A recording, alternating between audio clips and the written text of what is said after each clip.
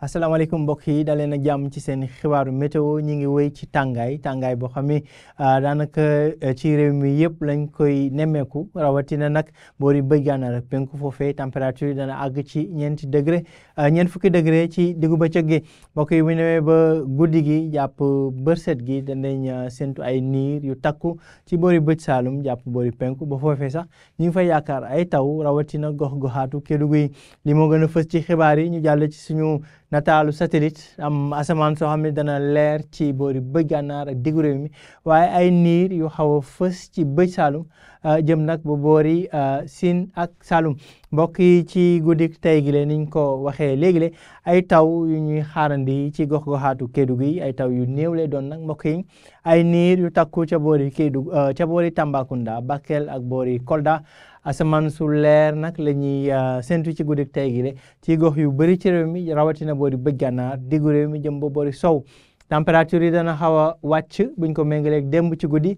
20 degré muy température bi gën a néew la ñuy xaarandi ca Linguère 20 degré ak ñaar ca boori Thiès Mbour waaye tamit ca Louga Fatick ak boori Matam température yi gën a kawe ñu ngi koy séntu ca boori penku réew mi 20 degré ak juróom benn ca boori Tambacounda ak boori Bakel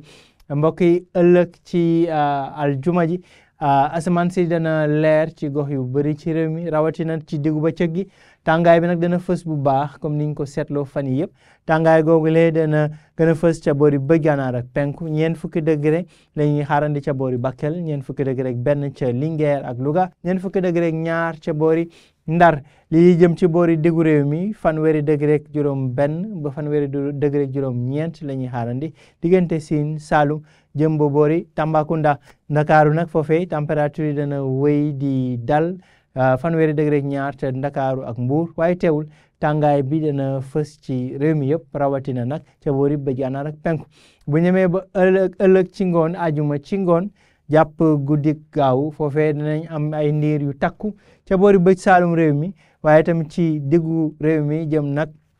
ba boori penku rawatina Bakel Tambacounda ak Kédougou foofee ca Kédougou ñi ngi xaarandi ay taw yu néew ba léegi ci gox-goxaatu Kédougou yi diggante Salémata ak Saraya mbokk yi li mooy xibaar yi li gën a fës ci xibaar yi